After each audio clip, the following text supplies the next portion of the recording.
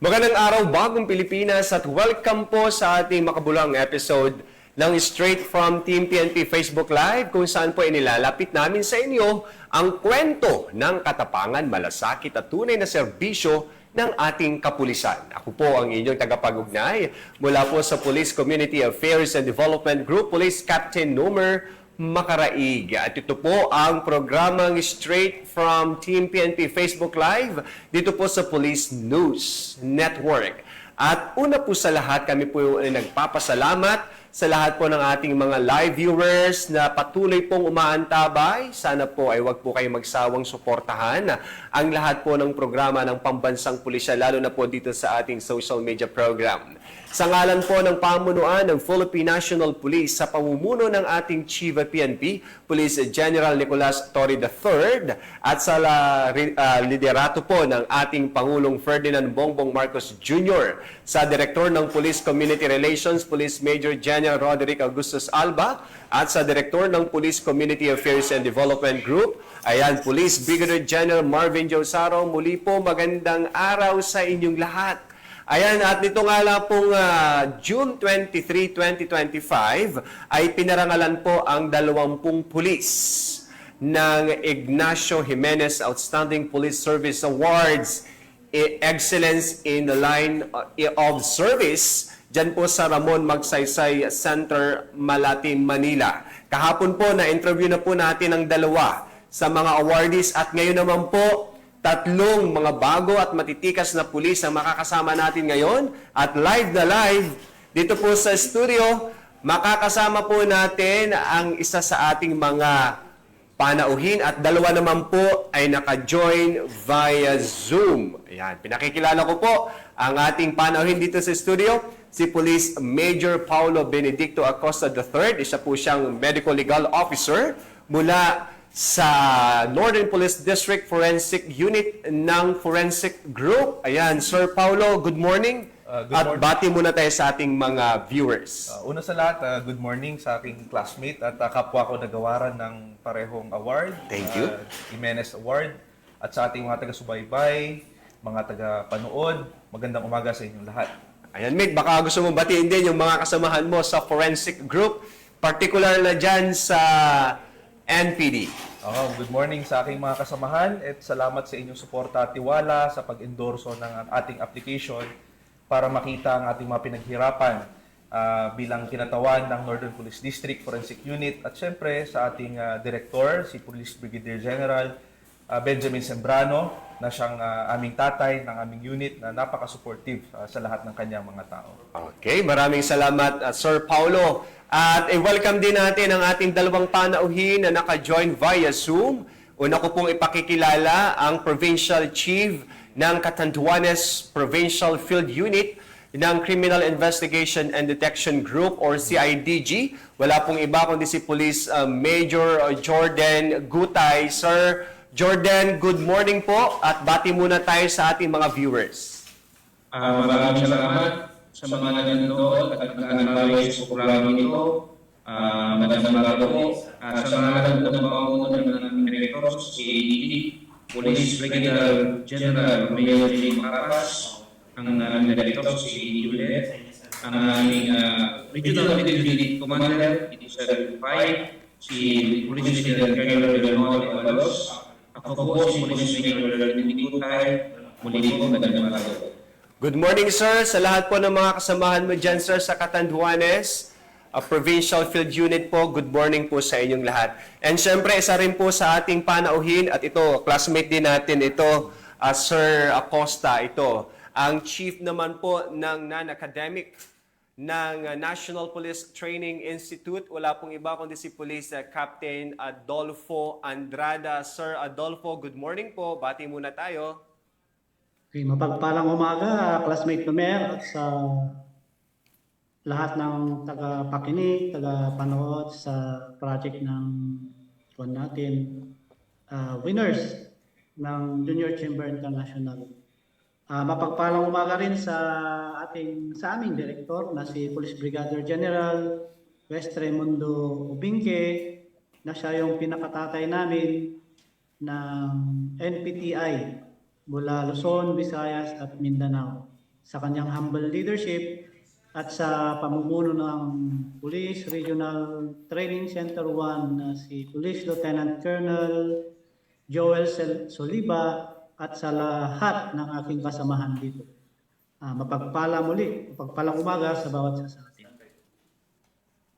Okay, maraming salamat sa iyo, Sir Andrada. Ayan, simulan na po natin ang talakayan dahil ako po, una sa lahat, it's my big honor and privilege na makasama po ang tatlong pinakamahuhusay na pulis ng ating pambansang pulisya.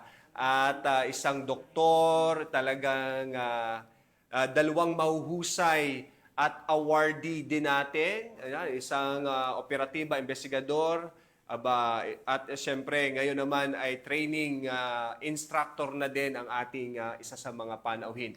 Para po sa kabatiran ng ating mga live viewers, ito pong mga kasama natin ngayon, sila po ay tatlo sa mga awardees ng ating Ignacio B. Jimenez Awards 2025 Excellence in the Lines of Service na iginawad po ng JCI, ng ating Ignacio Jimenez at ng Ramon Magsaysay Foundation Awards. So, para po ma-share sa ating mga viewers, interviewin na po natin itong ating mga outstanding police awardees. Unahin ko na yung aking kasama dito sa studio kay Sir Acosta. Sir Acosta, maaari mo bang i-share yung mga naging activity mo ng inyong station o ng inyong field unit prior dito sa awarding po natin? Primarily, being the recipient of this prestigious award, the Ignacio Jimenez, I represent the totality of the Medical Legal Corps of the Philippine National Police ranks. So this is a collective effort in terms of informing yung public natin na meron ding technical group ang ating PNP na hindi lamang para sa seguridad kundi sa pangkalusugan din at sa mga taong naghahanap ng hustisya sa larangan ng siyensya. Yan po ang ating nire-represent. Ayun. At bilang Chief ng Medical Legal Unit ng Northern Police District Field Unit, ano ba usually yung mandate or responsibility mo? Primary responsibility and duties ng Medical Legal Officer ng Philippine National Police is to employ yung aming kaalaman sa larangan ng medisina sa pag-examine para masagot ang mga katanungan na hindi madalas nakikita sa pangkaraniwang investigasyon na kinakailangan ng scientific evidence, specifically yung mga natamong injury, whether buhay or patay, nang sa ganun ay matulungan natin ang mga na biktima na hindi kayang magsalita, whether they are abused, traumatized, or plain and simple death. So basically, as a medical legal officer, we speak for the living and the dead in hopes of finding the evidence absent their voice that they needed during the trial period or investigation period. Wow, talaga napaka-technical nung functions and responsibility mo bilang medical legal officer ng forensic group. At syempre, mate, sir, 'di ba, isa kang doktor. Yes. So bakit sa PNP, bakit pagpupulis, doktor na pulis, bakit? Actually, sa kaalaman ng lahat, maraming institusyon ng mayroong medical legal division. Pero sa personal na level, pinili kong maging kahanay ng ating Philippine National Police sapagkat nung ako hindi pa parte ng ating organisasyon, nakikita natin na sino ba ang unang lapitan, madaling mahingan ng tulong ng ating komunidad. Although nandiyan ang kapasidad ko bilang ako'y private practitioner before na makatulong sa nangangailangan, iba pa rin yung mandato na ibinibigay sa'yo bilang magkaroon ng representante ng mga ganitong biktima na kailangan ng ganitong klaseng serbisyo. So dahil dyan sa mission and vision ng ating organisasyon na Philippine National Police ay binili ko personally na maging kahanay neto para maging kasama natin sa paghanap ng tamang hustisya. Ayun, very inspiring and for sure sa mga viewers po natin dyan, lalo na at isang doktor na gusto ring maging bahagi ng PNP. Yan, si Sir ang patunay, no? Na hindi lang ang pulis ay trabaho ng mga criminologists, ito'y open sa lahat ng courses ang ating pambansang pulisya. Kompleto recados tayo. Meron na tayong doktor, may pulis, may imam, may pari, may IT, may nurse. So dito mo talaga makikita yung iba't ibang propesyon sa hanay ng pambansang pulisya. Sir, bibitinin muna kita, no? At tatawid muna tayo dito sa ating dalawa pang panauhin. Dahil ang next ko pong interviewin, siya po ay dating na-assign sa Integrity, Monitoring and Enforcement Group. Ayan. At ang ating Intelligence Group at marami pang ibang opisina ng PNP. Kaya hindi po nakapagtataka na talaga yung kanyang accolades, yung kanyang awards na na-receive ay hindi po mabilang. Isa na nga po dito, yung katatapos lamang na Ignacio Jimenez Awards 2025, si Police Major Jordan Gutay, nakasalukuyan pong Provincial Chief ng Catanduanes Provincial Field Unit ng CIDG. Sir Gutay, maaari mo bang ibahagi, sir, yung naging journey mo sa mga nakaraang designation at position mo, sir, sa PNP? Maraming salamat. Kung pagbabatayan po natin ang operasyon bilang pulis, bilang isang miyembro po at namuno sa mga laban sa kriminalidad at sa hanay ng kapulisan, sinapuso ko lang po ang dedikasyon, commitment at integridad po para magsilbi sa bayan. Sa larangan po ng administratibo naman, nagkaroon po tayo bilang police at nagkaroon po ako ng inisyatibo ng mga programa upang labanan ang kriminalidad at magkaroon ng kaayusan sa ngalan po ng Pasig din doon sa probinsya ng Sorsogon. Maraming salamat po. Ayan, sir, sa mga naging assignment mo, sir, for sure, marami ka pong naging legacy, mga naiwang magagandang at kapakipakinabang na programa, aktibidad at kontribusyon. Sir, maaari mo bang i-share man lang ang ilan po sa mga ito na for sure hanggang ngayon ay ipinagpapatuloy at ini-implement ng iyong mga naiwan na mga kasamahan po sa serbisyo sa iyong pong mga naging assignment? Hindi lang naman po ito sa pagkilala sa aking personal, ngunit pinapasalamatan ko rin po ang ating mga kasamahan dito sa bilang naging Chief of Police, naging Chief ng Provincial Mobile Group, at sa Anti-Kidnapping Group, at sa Philippine Integrity Monitoring Enforcement Group. Sa ngalan po ng sa mobile group naman, nagkaroon po tayo ng mga laban sa mga NPA dito sa Sorsogon. Nung nasa PNP Anti-Kidnapping Group naman ako, siyempre po, nilabanan po natin kriminalidad laban sa mga kidnapper po dito sa Metro Manila at sa ibang banda pa dito sa ating bansa. At bilang IMEC po, bilang chief ng regional Team 5 po dito sa Bicol, nagkaroon po tayo ng mga pag-aresto sa mga nagkailang mga tuwaling mga pulis dito sa Region 5. May mga kaso po mga sa drugs, at iba pa mga krimen po. Ayun. At gaya nga, sir, nung nabanggit sa atin ng GCI, talagang hirap na hirap sila, mate din, na pumili doon sa mga entry. Dahil lahat po talaga ng pulis ay may kanya-kanyang kontribusyon, may kanya-kanyang role to perform. Hindi po yan matatawaran, may kanya-kanyang storya ng kabayanihan, inspirasyon. Dahil ginagawa naman natin yung ating trabaho bilang mga alagad ng batas. And Sir Gutay, ay siyempre proud na proud yung mga naging nakasamahan mo dahil nga nabanggit mo kanina, pinarangalan ka hindi lang para sa sarili mong accomplishment kasi ito ay bunga ng concerted efforts lahat po ng mga naging kasamahan mo sa iba-ibang unit kung saan ka po na-assign. Kaya saludo po kami sa iyo, sir. Ayan, at maliban kay Sir Gutay, isa rin po sa ating panauhin naman, ito ay talagang naging kilala dahil sa kanyang kontribusyon, dahil siya po ay dating miyembro ng PNP Special Action Force at yung pong mga malalaking engkwentro, police operations na pinagdaanan po ng ating SAF troopers, kasama po dito si Police Captain Adolfo Andrada. At ngayon po ay siya ay kasalukuyang Chief ng Non-Academic ng PNP NPTI. Sir Adolfo, yan, kung iyo pong mamarapatin, maaari mo bang balik tanawan o ibahagi sa ating mga viewers ang iyong mga naging journey, lalo na yung nagpanalo sa iyo dito nga sa JCI Ignacio Jimenez Awards. Thank you, classmate Nomer. Muli, mapagpalang umaga sa lahat ng tagapakinig natin at sa lahat ng mga viewers natin. Ang masasabi ko dito kung bakit ako nagtagumpay ay isa dyan ay yung guidance and protection ng ating Panginoon.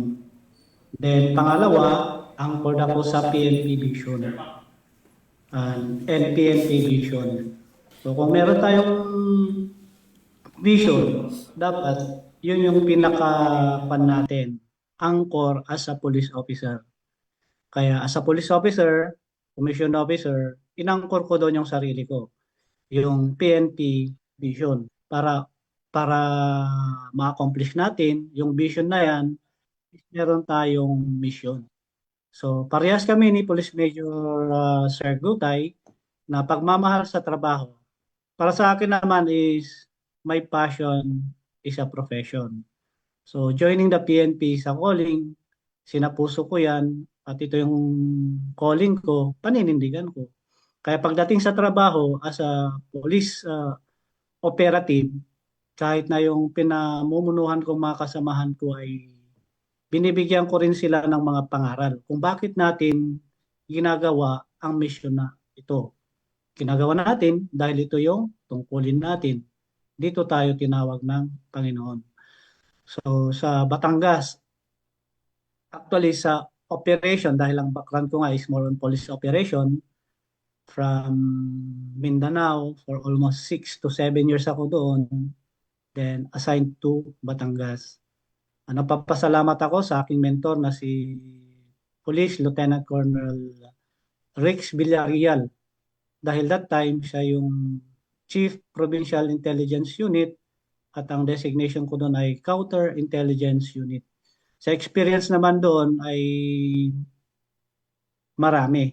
Not to mention na lang ay mga bigating mga drug groups, criminal groups, tapos service of warrant of arrest.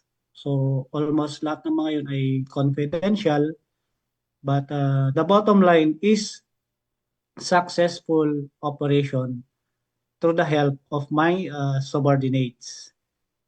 Then naging COP rin ako ng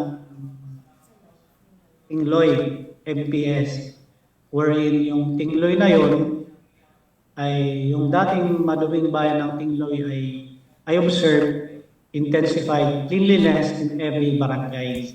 Kaya hindi nila ako makakalimutan doon. Dahil when it comes to cleanliness, naging stricto ako. Stricto pero may patutunguhan ang pagiging stricto ko. And one more thing is yung mentoring sa mga natin, elementary and mga grade levels, mga high school, ng mga estudyante na at least in a week, nadadalaw ko yung eskwelahan. So in relation to anti-terrorism awareness, para itong mga estudyante na to ay hindi mawawala sa landas, kundi mag-focus sila sa career na pipilihin nila o tatakahin nila sa kanilang buhay. Then, naging chief investigator din ako ng Lipa City, wherein yung isang mahirap na case doon, through the help of our chief of police that time is from PIU, naging siya, Lipa City Commander, si Police Lieutenant Colonel Rex Villarreal, na nasolve namin yung isang malaking case doon na sa isang LBC is inside job, wherein technically due to review of CCTV ay nakita namin, na-identify namin, na-file namin yung case sa court or pieces of evidence at yun nga, yung tao ay naikulong. So kung bakit ako nag-succeed, isa dyan ay yung connection natin sa Panginoon, pangalawa dyan ay yung leadership natin, pangatlo ay yung good working relationship with my subordinates or sa aking mga kasamahan. Yun So, po. Okay, maraming salamat Sir Andrada, for sharing with us your journey, your inspiring stories po dyan. And ito, Sir Andrada, meron po akong kakilala dyan sa Lipa at sa Tingloy dahil ako ay taga Batangas. Ano? Ito, sasabihin ko dito sa ating programa, may nakausap po ako at yung mga nabanggit mo kanina, Sir Andrada, totoo po yun. Meron po akong kakilala sa Tingloy na hanggang ngayon po ay hindi po malilimutan yung iyo po nga naging programa, Legasiya, na naiwan po sa bayan po ng Tingloy and even sa Lipa. So maraming salamat, Sir Andrada, sa iyo pong serbisyo. Marami kang naging inspirasyon, may impact yung mga activity at yung presence mo sa mga naiwan mong station. Talagang kompleto po ang ating programa ngayon dahil binibida natin at ako'y proud sa programang Straight from Team PNP Facebook Live na ibahagi po yung mga kontribusyon, mga aktibidad ng ating tatlong matitikas na pulis dahil ito po ay bahagi na rin para tumaas na din yung informational awareness ng ating mga kababayan para at least, di ba, sir, nakikita naman natin na medyo laging negative ang nakikita, nalalaman ng PNP. So, we deserve naman natin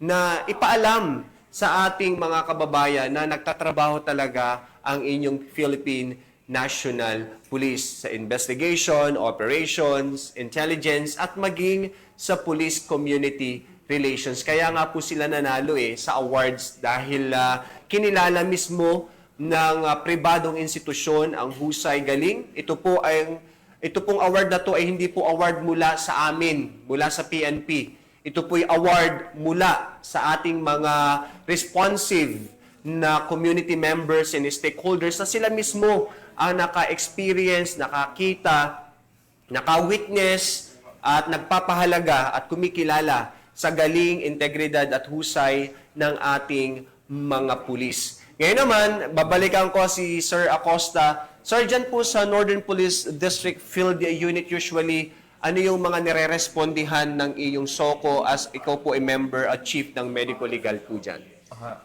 Karamihan pa din, bilang miyembro ng forensic unit ng Northern Police District, ang aming tanyag na SOCO pa rin ang primary responder. No? Bali, sa kaalaman ng lahat, ang forensic group ay binubuo ng iba't ibang section na may kanya-kanyang technical assistance na inaalay sa larangan ng investigasyon.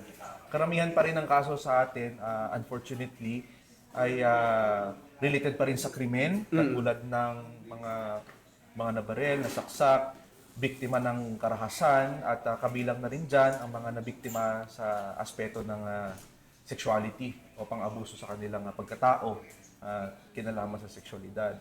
So ang role namin dito ay bale may mga ibang kaso kasi dyan na hindi agarang na-appreciate sa pangunang investigasyon na mayroong pang-abuso na nagagawa katulad ng mga nababase lamang sa reklamo na hindi makapagkuha ng sapat na testimonya ng ibang tao magpatibay nito. Diyan pumapasok ang role namin or yung vital role ng forensic group kung saan ang aming kakayanan para makatulong at makapagbigay ng hustisya ay ginagamitan ng kaalaman namin sa siyensya, hindi lamang sa direktang nakikita, kundi sa epekto mismo ng krimen sa pagkatao at sa kapaligiran. Yan ang role ng ating prestigious SOCO. Ayan, and mate, actually na-invite na rin namin ang forensic group sa mga programa po namin at naibidan na rin po ninyo yung inyong accomplishment at syempre yung state-of-the-art facilities and equipment na meron kayo ngayon na malaking tulong para sa scientific investigation and examination na isinasagawa po ng ating mga matitikas na forensic group of personnel. Nalaman ko din na mayroon kayong malaking building dyan sa Bikutan na malapit na rin mag-operationalize. Yes. Right now, tina-target ng forensic group sa gabay ng ating buting director, si Police Brigadier General Sembrano, na magkaroon ng mega lab na tinatawag. No?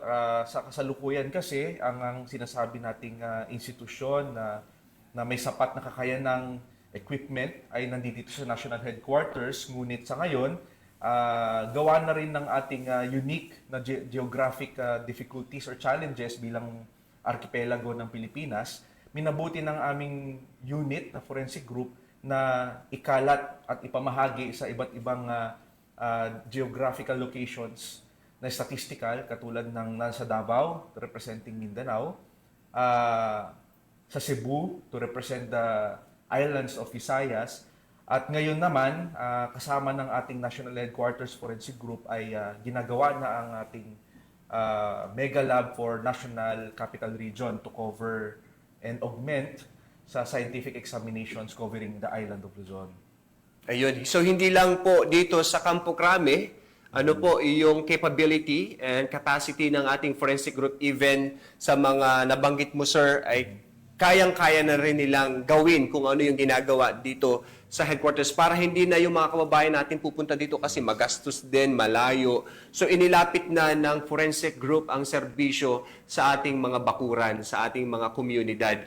Kaya mate, invite na lang natin kung meron silang gustong ihingi ng tulong, contact numbers, saan sila pwedeng pumunta sa ating mga viewers. Actually, i-quote ko yung kagandahang dulot ng ating bagong Chief PNP, no, si Police General Torre, na kinagagalak namin ay isa na lang ang uri ng numerong kailangan nilang tandaan, which is 911. Ayun.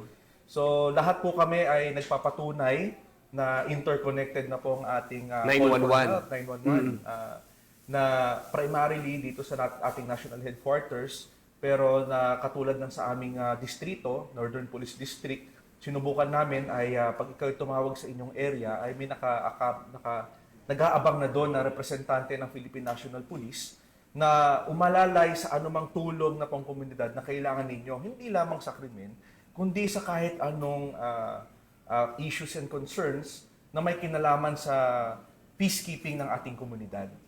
Opo. Ayun. So 911, i-dial po natin ang 911 at napag-alaman natin at ito po'y totoo kahit walang load. Yes. Pwede pong i-dial. Pero syempre, wag niyo pong subukan kung wala naman Yes. tayong hihinging tulong. Kasi kawawa naman yung mga supposed to be natatawag ay merong binibigyang responde yung ating pulis o ini-entertain na hindi naman pala totoong tawag.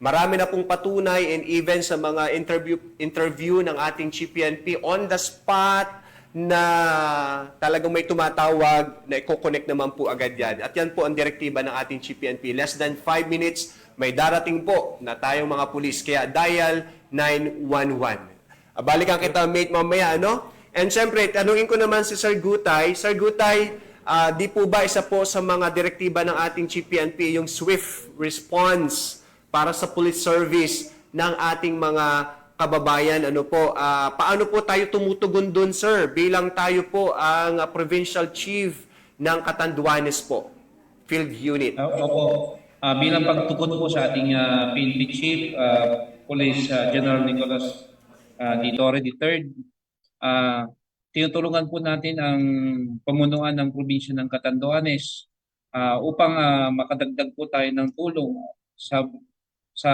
personnel na upang tugunan po ang isa sa pillars ng leadership ni Chief PNP. So, naka-ready po ating mga radyo at kung sakaling magkaroon po ng paghingi ng tulong o report po ng galing sa ating bayan, ating mga kababayan, ang PNP sa ADG Catanduanes po ay laging handa po upang tumugon.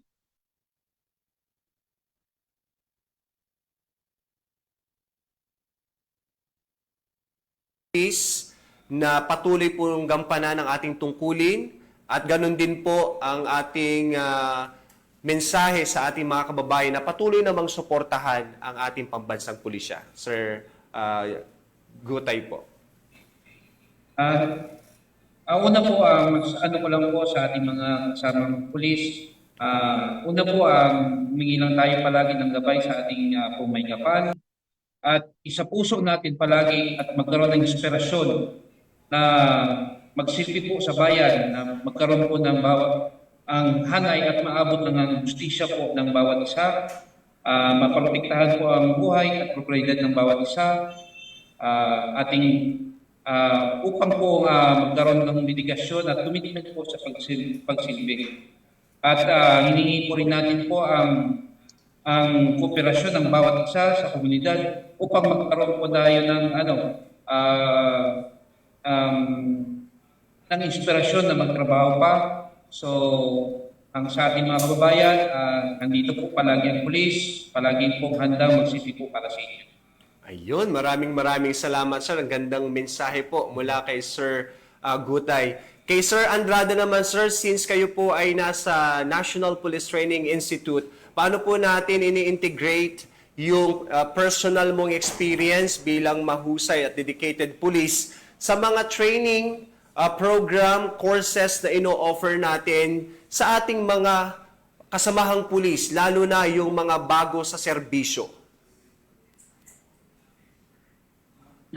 As a motivation sa ating mga police trainees natin, lalong-lalo na sa mga bagong pasok. So, yan ay nagkakaroon tayo ng training sa regional office. Sa regional office pa lang ay tinitignan nila kung sila ay karapat-dapat na maging police. So that is the first stage. Second stage ay dito sa atin is to train them kung paano talaga maging isang ganap na tunay na police. Educate them and mold them. So sa training naman ay pagbibigay ng disiplina sa bawat isa sa mga estudyante. Kung meron silang nagawang kasalanan, ay may corresponding disciplinary action sila. Inculcating them na dito sa training ay kung dito ay demerits lang, how much more kung nasa labas na sila, actual police work, ay hindi lang demerits ang makakaharap nila, kundi mahaharap nila ang kaso o makakasuhan sila at madi-demote sila or the worst is madi-dismiss. So, sa mga police trainees namin at estudyante na hinahawakan ay klinaklaro namin sa kanila kung ano talaga ang vision ng PNP. Ano ba talaga ang mission ng PNP? By mind, by heart, by actions. Upang sa ganon, pagdating nila sa labas ay maiiwasan nila ang anumang illegal activities. So it is a part of transforming the organization, the PNP, ay napakalaki po ang papel namin as Police Regional Training Center 1. So dito, kung noon, ang estudyante ay minsan graduate sila. After 6 months, graduate ang mga yan. As an observation, ay lang naipon na savings nila. Or during the training, wala silang naipon. So para sa akin is the culture of frugality. Before, under the leadership of Police Major General Oliver Lee, we're in Regional Training Center 1 hanggang sa bar, in-implement niya yung culture of frugality.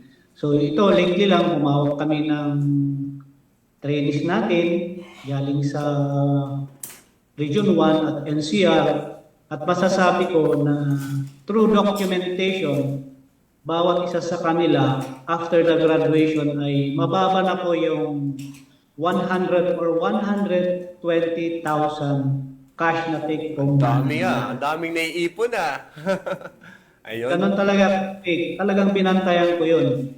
Dito pa lang sa loob, kailangan nilang ma-practice yung culture of frugality. Pagdating sa labas, consistency na lang, ipagpapatuloy nila para maiwasan nila yung pag-loan. Dahil karamihan sa atin, kung mag-conduct tayo ng assessment, karamihan na napapasama sa mga corruption, illegal activities, ay ito ay yung walang takot sa Panginoon at isa doon yung Sagad sa loob. Ayun. Usually, kung may background natin kung bakit nagawa ng isang pulis natin isang bagay na illegal, dahil siya ay financially down. So dito pa lang sa training center, sa pamumuno ni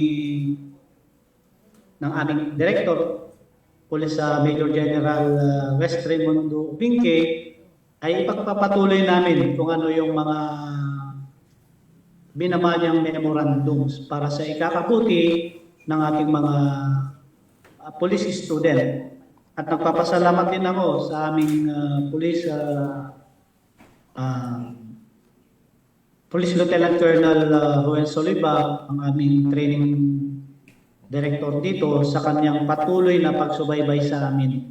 At sa akin naman as chief ng academic section, kung itong mga tao ko ay nagme-mentor sa mga estudyante, on my part, I also mentor my subordinates upang sa ganon, hindi rin sila mapapasama sa simpleng corruption. So sa simpleng corruption na nangyayari dito ay may corresponding disciplinary action. So kailangan ang bawat pulis na dumaan dito, pagkalabas nila, intensified discipline ang nasa kanila.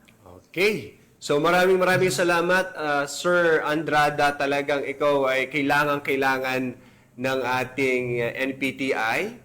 And for sure, maraming matututunan ang ating mga police trainees at police student na handle mo sa ngayon. At napakahalaga po niyang binabanggit kanina ni Sir Andrada bilang paglabas po natin ng mga training center ay haharap na tayo sa totoong trabaho ng pulis dahil alam naman natin na maraming mga pwedeng ma-encounter na mga obstacle and challenges, and even yung mga andyan lang niya sa tabi-tabi, nasa tao pa rin po yan. Kaya sama-sama holistically yung approach ng ating PNP para sa paghubog ng ating mga kasamahang pulis. Maraming salamat, Sir Andrade, and syempre kay Sir Acosta. Sir, any message you would like to convey, lalo na po sa ating mga kasamahang pulis, na patuloy ring maging inspirasyon yung mga accomplishment, mga kwento at mga kontribusyon ng ating mga panauhin ngayong araw.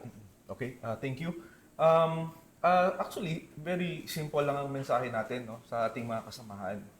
Na pag ginagawa mo ng taus-puso ang iyong trabaho na hindi naghahangad ng mga parangal, hindi ka mawawala sa tamang landas, no, sa duties and responsibilities mo bilang unang takbuhan ng mga nangangailangan sa ating komunidad. Yan talaga ang primary role ng ating kapulisan. Pero tayong mga nabigyan ng benteng katauhan ng kapulisan ng prestigyosong award nga ng police service ni Ignacio Jimenez ay patunay na merong mga matang nakatingin sa atin kahit hindi natin alam. At ang kagandahan niyan, hindi natin masasabi nang dahil lang sa ginagawa natin ang ating mga nais, ang ating mga passion, so to speak, ay na-appreciate ng ating komunidad. Hindi man na-appreciate yung kanya-kanya nating gawain ng JCI specifically, pero ang pinaka-importante ay napakita ng mga taong bayan or maparamdam ng taong bayan ang kanilang pag-appreciate sa ating pagsakripisyo, pang personal na landas na dapat natin tinatahak, pero inalay natin para sa pagserbisyo sa ating komunidad. Para sa ating mga hindi naman kahanayan ng pulis na taga-subaybay, or nagbabantay din sa mga galawan ng ating mga kapulisan, ay hinihikayat din namin siyempre na ang peace community ay tulungan, hindi lamang para sa kapulisan, kundi para din sa komunidad. Taos-puso namin hinihingi ang inyong tulong, katulad nga ng lagi kong sinasabi, ay tulungan tayo, na tulungan nyo kaming tulungan kayo. So that is a very good example of showing the interconnectivity of police service in ensuring peace and peace for the community with the cooperation of the community that we serve. Wow, napakagandang mensahe at talagang totoo 'yon, wala man pong awards na ma-receive ang bawat isang pulis, tuloy-tuloy lang po ang aming pagganap sa tungkulin. Bonus na lang po kung meron pong mga stakeholders na magbibigay ng karangalan at parangal sa ating pambansang pulisya. For sure, yun po yung magiging inspirasyon at motivation para mas pagbutihin. Pero meron mang lenteng nakatutok sa amin o wala, may awards man o wala, tuloy-tuloy po ang aming trabaho. Muli po, maraming salamat sa ating tatlong matitikas na ating panauhin ngayong araw na to. Muli po kay Sir Acosta, maraming salamat. sa ating dalawa pa na naka-via Zoom, kay Police Major Gutay at kay Police Captain Andrada. Maraming salamat. Bagaman konti lang yung oras ng ating talakihan, ay punong-puno naman ng inspirasyon at kwento na kapupulutan ng aral at motivation. Ganon din po ang aming pasasalamat sa JCI Manila, partikular na po kay President John Adrian Padiernos, VP for Community Affairs kay Sir Dison Wok, Direct for Special Projects Sir Joshua Ruben Aragon, kay mga panauhin natin during the awarding, the LG Secretary, ASEC, Billy Rasio and ASEC Elizabeth Lopez de Leon, maging sa President ng Ramon Magsaysay Awards Foundation, Ma'am Susan Afan, maraming salamat po. Philippine Coast Guard, sa PNP, kay Sir Marleo, the rest po ng committee na sila po naging abala sa pagpili ng ating mga awardees. Maraming salamat po sa inyong lahat. Ngayon pong July ay sineselebrate po natin ang PCR month. Yan. Starting kahapon, it's a month-long celebration ng PCR month. Iba't ibang programa po ang ginagawa ng PNP. At syempre, bilang bahagi ng mas pinabilis at pinalawak na emergency response system, muli naming ipinapaalala ang panawagan po ng ating mahal na Chief PNP Police General Nicolas Torre III na huwag nyo na pong hanapin ang mga pulis sa mga presinto sapagkat sila po ay nasa inyo ng mga telepono. Dial 911, darating sila sa loob ng 5 minuto. At ang 911 po ay bukas 24/7. Maaari po kayong tumawag kahit walang load, handang tumugon sa anumang uri ng emergency. Pagbigay alam po din natin sa ating kapamilya, kaibigan, komunidad, ang 911. Okay? Marami pong salamat sa lahat po ng ating mga viewers. Antabayanin po uli ang ating interview sa iba pang mga awardees sa mga susunod na araw.